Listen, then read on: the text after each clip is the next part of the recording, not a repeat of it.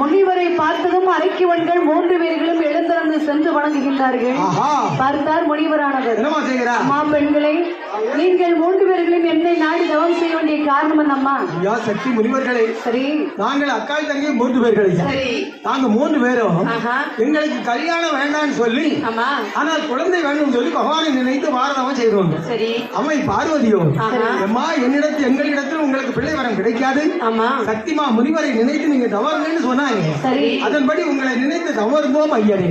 நீங்களும் எங்களுடைய முன்பிலே தோன்றினீர்கள். சரி, ஐயா சக்தி மகா முனிவரே, எங்கள் 3 பேருக்கும் ஆளுக்கு ஒரு பிள்ளை வரம் தர வேண்டும் ஐயனே. சரி, அம்மா பெண்களே, என்ன உங்களுக்கு குழந்தை வாக்கிய வரத்திற்காக என்னை நாடு தவம் இருந்தீர்களா? ஆமா ஐயா. அம்மா, எனக்கு உங்க 3 பேருக்கு கல்யாணம் ஆயிடுச்சுதம்மா. எங்க 3 பேருக்கு எனக்கு கல்யாணம் ஆகல, என் தங்கச்சி விவாகம் ஆகல, என் தங்கச்சிக்கு திருமணம் ஆகல. அது என்ன கல்யாணம் விவாகம் திருமணம்? கல்யாணம்னு சொன்னா ஒண்ணுதானம்மா? இல்ல சுவாமி, எல்லாமே ஒண்ணுதான். ஆனால் கல்யாணம்னு சொன்னா ஒரு 100 பேர் 200 பேருக்கு பத்திரிக்கை அடிச்சு வச்சு, சரி, அப்படியா கல்யாண சாப்பாடு போட்டு அருமையா மேடையில தாலி கட்டுவாங்க, அது கல்யாணம்.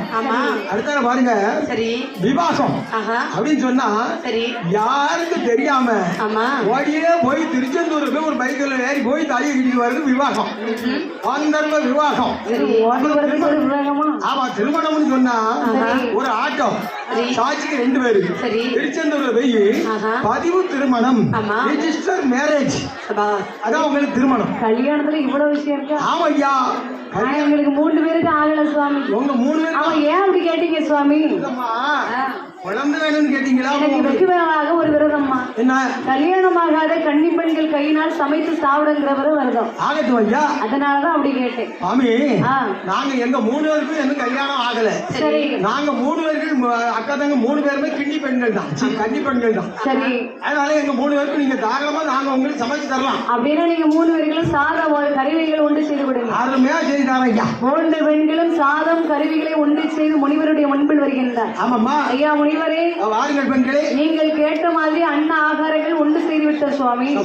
ஆனால் ஒன்று, என்னம்மா? சாப்பிடுவதற்கு தான் இலையும் கிடையாது, களமும் கிடையாது. பெண்களே, சுவாமி, நாம இருக்கிறது நல்ல ஒரு பாறை, மலங்காடு. சரி, இந்த கல்லுல அற்புதமாக கல்ல கழுவி, சரி, அதுலயே சாந்தால் கோலமிட்டு சந்தனத்தால் கோலமிட்டு அருமையா அதுல சாதத்தை படைங்க. சரி, ஆனா ஒண்ணுமா, உங்களுக்கு விரதம் இருக்க மாதிரி எனக்கு ஒரு விரதம் இருக்கு பாத்துக்க. அதாவது நானும் சாப்பிடும் போது யாரும் என்னை பார்க்க கூடாது, திரை வளைந்து அந்த திரைக்கு உள்ள உட்கார்ந்து தான் சாப்பிடு.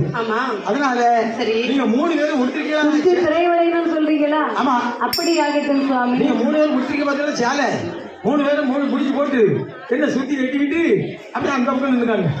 இப்படியாக இந்த பெண்கள் 3 பேர்களும் அன்ன ஆகாரங்கள் ஒன்று செய்து சுற்றி திரைவளைந்து சாப்பாடை வட்டித்தார்கள் கல்பாறைகளை. அப்போது முனிவரானவர் சந்தோஷம் கொண்டு உகந்த கரி சாதம் திரை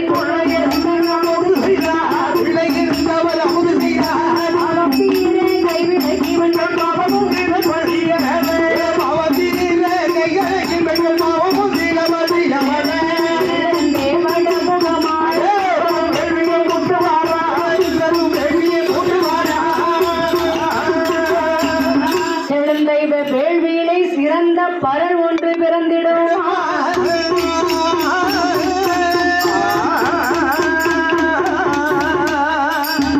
இப்படியாகவே இந்த பெண்கள் சாப்பாடை வட்டிக்கின்ற போது முனிவரானவர் சந்தோஷம் கொண்டு வயிறு நிறைய சாதம் அருந்து என்றார். பல வாரிசம் சென்று வேள்வி மூட்டுகின்றார். முனிவரானவர் வேள்வி மூட்டுகின்ற போது அத்தகைய வேள்வியிலே 3 பரல் வந்து பிறந்தது. அம்மா, ஒரு வருடம் பிறந்தாலே தூக்க முடியாது, 3 வருடம் பிறந்தா எப்படிமா தூக்குறது? 3 வரல் வந்து பிறக்கலையா, பரல் வந்து பிறந்துச்சு. ஓ, பரல்னா அந்த குடுக்க மாத்தின்னு அந்த காலத்துல சொல்லுவாங்க. இந்த 3 பரலையும் மகாமுனிவன் கையில் எடுக்கின்றார். ஆமா, முனிவர் வந்து அருள் வந்து உரைக்கின்ற போது முனிவரானவர் சந்தோஷம் கொண்டு 3 வரலை எடுத்த அந்த சக்தி முனிவர்